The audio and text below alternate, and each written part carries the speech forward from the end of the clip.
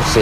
எல்லாருக்கும் வணக்கம். நான் உங்கள் சக்தி. இந்த வீடியோவில் வந்து பார்த்தீங்கன்னா யூடியூப்ல இருக்கக்கூடிய தரமான 5 படங்களை தான் வந்து பார்க்க போகிறோம். இந்த 5 படங்களும் யூடியூப்ல இருக்கா ப்ரோ, சில படங்கள் இல்லை ப்ரோ அப்படின்ற மாதிரி எந்த சந்தேகமும் உங்களுக்கு வர வேணாம். இந்த 5 படங்களுமே தமிழ் டப்பிங்கில் உங்களுக்கு யூடியூப்லேயே இருக்குது. நீங்கள் வந்து ஃப்ரீயாகவே வந்து பார்த்துக்கலாம். எந்த விதமான ப்ரைம் எதுவுமே நீங்கள் சப்ஸ்கிரைப் பண்ண தேவையில்லை.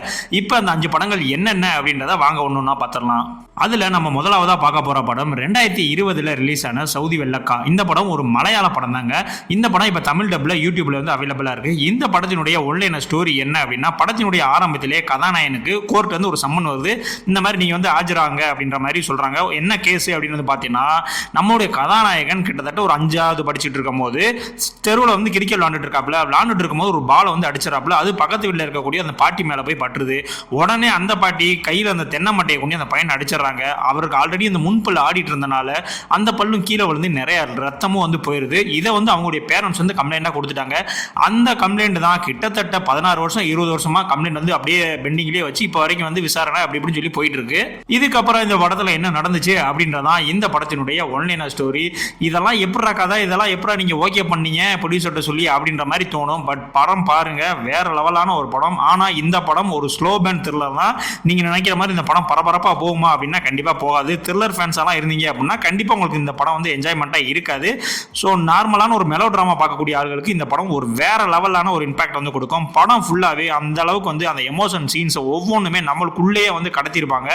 இந்த படம் வந்து பாத்தீங்கன்னா ஆபரேஷன் ஜாவா எடுத்தார்ல, ஸோ தருண் மூர்த்தி அவருடைய படம் தான் இது. அந்த படம் தான் அவருடைய முதல் படம். அதற்கு அடுத்த படம் தான் இந்த படம் எடுத்தாரு. அந்த ஆபரேஷன் ஜாவா படமே வந்து பாத்தீங்கன்னா சூப்பரா தான் இருக்கும். இந்த படத்துல எந்த விதமான அடல் கண்டென்ட்டுமே இல்லை. நீங்க வந்து ஃபேமிலியோட பார்க்கலாம். கண்டிப்பா இந்த படத்தை பார்த்துட்டு நீங்களே வந்து தேங்க்ஸ் சொல்லுவீங்க. இப்போ இப்படி ஒரு படத்தை வந்து சஜஸ்ட் பண்ணிருக்கியப்பா அப்படின்னு. ஸோ அந்த அளவுக்கு வந்து ஒரு ஒர்த்தான படம். படம் பார்த்து முடிக்கும் போது நீங்களே வந்து மன அளவில் வந்து நெகிழ்ந்து போவீங்க. அந்த அளவு ஒரு தரமான படம். பார்க்கல அப்படின்னா இப்பவே இந்த படத்தை வந்து பாருங்க. அடுத்து நான் 2வதா சொல்ல போற படம் 1999 ரிலீஸ் ஆன கிரைம் ஃபைல்ஸ். இந்த படமும் ஒரு மலையாள த்ரில்லர் படம் தான். இந்த படத்துல சுரேஷ் கோபி அவர்கள் தான் வந்து கதாநாயகன் நடிச்சிருப்பாங்க. நம்ம தீனா படத்தில் வர வில்லன் இருக்காருல்ல, அவர் தான் இந்த படத்தில் வந்து கதாநாயகன் நடிச்சிருப்பார். இந்த படத்தினுடைய ஒன்லைன் ஸ்டோரி என்ன அப்படின்னு பார்த்தீங்கன்னா, ஒரு சர்ச் வந்து காட்டப்படுது. அந்த சர்ச்சுக்குள்ளேயே வந்து ஒரு கிணறு இருக்கு. அந்த கிணத்துல ஒரு பாதிரி, அதாவது ஒரு சிஸ்டர் வந்து இறந்து கிடக்காங்க. இவங்க உண்மையிலே வந்து இறந்தது கொலையா இல்லை தற்கொலையா அப்படின்றதான் வந்து இப்போ கேள்விக்குறி. ஏன்னா அந்த கிணத்துல கிட்டத்தட்ட வெறும் 5 அடிக்கு தான் வந்து தண்ணியே இருந்திருக்கு. அப்படி இருக்கும்போது இவங்க எப்படி சாக முடியும் அப்படின்ற மாதிரியான ஒரு கொஸ்டின் வருது. ஸோ இந்த கேஸ் வந்து பார்த்தீங்கன்னா நம்ம சுரேஷ் கோபி அவர்களுடைய கைக்கு வருது. அதுக்கப்புறம் தலைமை இந்த கேஸை கையில் எடுத்து எப்படி சால்வ் பண்ணாரு அப்படின்றதான் இந்த படத்தினுடைய ஒன்லைன் ஸ்டோரி. இந்த படத்துல சுரேஷ் கோபி அவர்களுடைய ஆக்டிங்னா வேற லெவல்ல வந்து இருப்பாப்ல. உண்மையிலே இந்த ஆளு போலீஸ் தானா அப்படின்ற மாதிரிலாம் வந்து தோண ஆரம்பிச்சிடும்.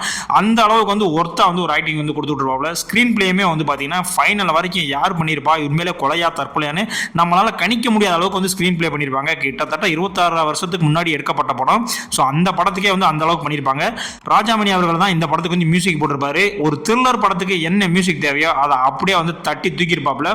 இந்த படம் ஒரு உண்மை சம்பவத்தை அடிப்படையாக கொண்டு தான் வந்து உருவாச்சு அப்படின்ற மாதிரி சொல்றாங்க. நீங்க படம் பாருங்க, உங்களுக்கே வந்து புரிய வரும். இந்த படத்தினுடைய கிளைமேக்ஸ் வந்து பாத்தீங்கன்னா ரொம்பவுமே அன்பிரிடிக்டபிளா இருக்கும். ஸோ இதுதான் நடந்திருக்கும் அப்படின்ற மாதிரி நினைப்பீங்க. ஆனா வேற லெவலில் வந்து ஒரு ட்விஸ்ட் வச்சு தெரிக்க விட்டுருப்பாங்க. நீங்க ஒரு இன்வெஸ்டிகேஷன் த்ரில்லர் ஃபேன்ஸ் எல்லாம் இருந்தீங்க அப்படின்னா கண்டிப்பா அந்த படம் வந்து உங்களை என்ஜாய் பண்ண வைக்கும். இந்த படத்துக்கு IMDb 6.6 ரேட்டிங் கொடுத்துருக்காங்க. அது மட்டும் இல்லைங்க, இந்த படம் தமிழ் டப்பிங்லேயே வந்து யூடியூப்ல அவைலபிளா இருக்கு. ஸோ பார்க்கணும் அப்படின்னா கண்டிப்பா அந்த படத்தை போய் வாட்ச் பண்ணுங்க. அடுத்த 3வதா நம்ம பார்க்க போற படம் 2020 மலையாளத்தில் ரிலீஸ் ஆன டிரான்ஸ். இந்த படம் யூடியூப்ல நிலை மறந்தவன் அப்படின்ற டைட்டில் வந்து இருக்கும். இந்த படத்தினுடைய ஒன்லைன் ஸ்டோரி என்னன்னா, படத்தினுடைய நாயகன் ஒரு மோட்டிவேஷனல் ஸ்பீக்கரா வந்து இருப்பாப்ல. அவர் வந்து கன்னியாகுமரியில் தன்னுடைய மனநலம் பாதிக்கப்பட்ட தம்பி கூட வந்து வசிச்சுட்டு இருப்பாரு. ஒரு சுச்சுவேஷன்ல யதார்த்தமா ஒரு சில விஷயங்கள் வந்து நடந்துடும் ராங்கா. ஸோ அதுக்கப்புறம் அவர் கன்னியாகுமரியில இருந்து மும்பைக்கு வந்து போயிடுவாரு. அங்க போய் ஒரு ஜாபுக்காக ஒரு இடத்துல போய் அட்டன் பண்ணுவாப்ல. அதுக்கப்புறம் அவர் வாழ்க்கையில் என்னெல்லாம் நடந்துச்சு அப்படின்றதா இந்த படத்தினுடைய ஃபுல் ஸ்டோரி. இந்த படம் ஃபகத் ஃபாசில் ஃபேன்ஸா இருந்தீங்க அப்படின்னா இந்த படம் உங்களுக்கு தாங்க, வேற யாருக்குமே கிடையாது. ஏன்னா அந்த அளவுக்கு வந்து தலைவன் தட்டி தூக்கியிருப்பாப்ல. எந்த இடத்துலையுமே ஓவரான ஆக்டிங் எதுவுமே இருக்காது. கண்ணாலே வந்து பேசி நடிச்சு விட்டு போயிருப்பாப்ல. அந்த அளவுக்கு வந்து செம்மையா இருக்கும். படத்துல ரொம்ப கேரக்டர்லாம் இருக்காது. மினிமமே வந்து பாத்தீங்கன்னா ஒரு 7-8 கேரக்டரை வச்சு படத்தையும் வந்து மூவ் பண்ணியிருப்பாங்க. ஃபர்ஸ்ட் ஹாஃப் செம்ம ஸ்பீடா வந்து போங்க. செகண்ட் ஹாஃப் கொஞ்சம் அந்த மோட்டிவேஷனல் ஸ்பீச் அதுன்னு கொஞ்சம் டிராமா டைப்பா போகும். பட் படம் வேற லெவலில் வந்து பண்ணியிருப்பாங்க. படத்தினுடைய ஓவரால் லென்த் வந்து பாத்தீங்கன்னா கிட்டத்தட்ட 2 மணி நேரம் 50 நிமிஷம் இருக்கு. ஸோ அதுதான் வந்து எனக்கு கொஞ்சம் லேகா வந்து பட்டுச்சு.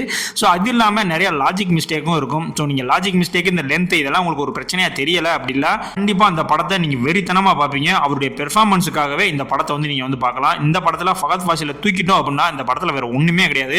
டோட்டலாவே வந்து பாத்தீங்கன்னா அவருடைய பெர்ஃபார்மன்ஸ்ல மட்டும்தான் அந்த படத்தை வந்து மூவ் பண்ணி கொண்டு போயிருப்பாங்க. ஸோ அந்த அளவுக்கு வந்து ஒரு தரமான படம். இந்த படத்துக்கு IMDbல 7.3 ரேட்டிங் வந்து கொடுத்திருந்தாங்க. இந்த படம் நான் சொன்ன மாதிரி நிலை மறந்தவன் அப்படின்ற பேர்ல தமிழ்ல யூடியூப்லேயே வந்து அவைலபிளாக இருக்குது. ஸோ பார்க்கல அப்படின்னா கண்டிப்பாக அந்த படத்தை வாட்ச் பண்ணுங்கள். அடுத்து நம்ம 4வதாக பார்க்க போகிற படம் 2020 மலையாளத்தில் ரிலீஸ் ஆன ஃபாரன்சிக். இந்த படத்தினுடைய ஒன்லைன ஸ்டோரி என்ன அப்படின்னா, ஒரு சீரியல் கில்லருங்க. ஆனால் அவன் குழந்தைகளாக பார்த்து கொண்டுட்டு இருக்கான். இந்த கொலையை கண்டுபிடிக்கிறதுக்காக நம்மளுடைய மம்தா அவர்கள் வந்து களத்தில் இறங்குறாங்க. அவருக்கு சப்போர்ட்டாக வந்து பார்த்தீங்கன்னா நம்மளுடைய தொவினா தாமஸ், இவர் வந்து பார்த்தீங்கன்னா ஒரு தடவியல் நிபுணராக ஃபாரன்சிக் எக்ஸ்பர்ட்டாக வந்து இருக்காரு. ஸோ இவங்க 2 பேரும் சேர்ந்து இந்த சீரியல் கில்லர் யார் எதுக்காக பண்ணுறான் இதெல்லாம் கண்டுபிடிச்சாங்களா இல்லையா அப்படின்றது தான் இந்த படத்தினுடைய ஒன்லைன ஸ்டோரி. இந்த படம் வந்து பார்த்தீங்கன்னா ஸ்டோரியும் சரி ஸ்கிரீன் பிளேயும் சரி எந்த விதத்திலையும் உங்களுக்கு போர் அடிக்காத மாதிரி வந்து இந்த பார்த்துப்பாங்க.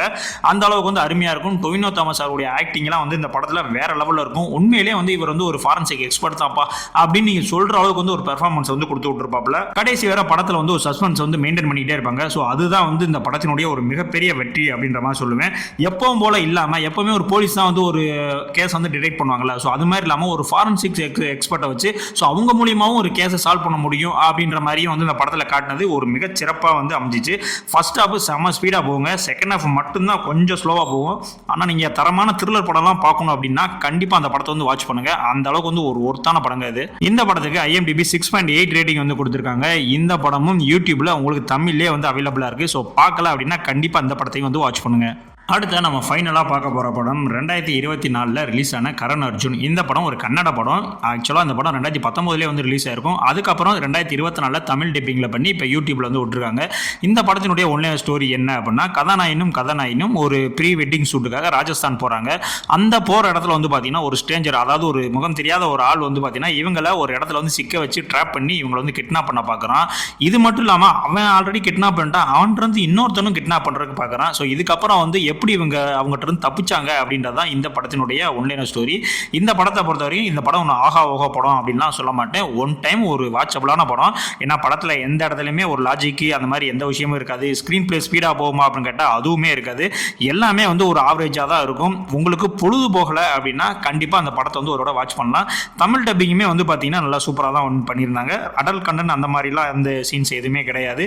இந்த படமும் யூடியூப்ல தமிழ் டப்பிங்கில் இருக்குது. ஸோ நீங்கள் பொழுது போகலை அப்படின்னா கண்டிப்பாக ஒரு தடவை இந்த படத்தை வந்து நீ வந்து வாட்ச் பண்ணலாம். இப்போ நான் சொன்ன இந்த 5 படங்கள்ல என்னுடைய ஃபேவரட் எது அப்படின்னா, நான் முதல்ல சொன்ன அந்த சவுதி வெள்ளக்கா படம் தான். ஸோ அந்த படம் என்னுடைய பர்சனல் ஃபேவரட். ஸோ நீங்களும் நான் சொன்ன அந்த 5 படத்தை பாருங்க. உங்களுக்கு எந்த படம் ரொம்ப பிடிச்சிருந்துச்சு அப்படின்னா கண்டிப்பா அதை வந்து கமெண்ட்ஸ்ல வந்து சொல்லிட்டு போங்க. இது இல்லாம உங்களுக்கு வேற எந்த ஜானர்ல படம் வேணும் ப்ரோ இந்த படத்தினுடைய அதாவது இந்த ஜானர்ல ஒரு டாப் 5 போடுங்க ப்ரோ, ஒரு ஆக்ஷன்ல போடுங்க ப்ரோ, அந்த மாதிரி உங்களுக்கு எதை வேணும் அப்படின்னா கண்டிப்பா கமெண்ட்ஸ்ல சொல்லுங்க. அதற்கான வீடியோ கண்டிப்பா உருவாக்கி போறேன். இல்ல தமிழ் டப்பிங்ல தான் வேணும் அப்படின்னாலும் சொல்லுங்க. தமிழ் டப்பிங்ல உங்களுக்கு பிடிச்ச ஜானர்ல இருக்கக்கூடிய படங்களையும் நான் வந்து லிஸ்ட் அவுட் பண்ணி ஒரு வீடியோவை வந்து கிரியேட் பண்ணி போடுறேன். அதற்கு முன்னால நம்ம சேனலை சப்ஸ்கிரைப் பண்ணல அப்படின்னா கண்டிப்பான முறையில் சப்ஸ்கிரைப் பண்ணிக்கோங்க. நம்ம சேனல் பெரிய சேனலாக இல்லைங்க, சின்ன சேனல் தான். ஸோ நீங்களாம் சப்ஸ்கிரைப் பண்ணால் தான் நம்மளுடைய சேனல் மென்மேலும் வளரும். ஸோ இதே மாதிரியான அடுத்த ஒரு வீடியோவில் உங்களை வந்து நான் சந்திக்கிறேன். நன்றி.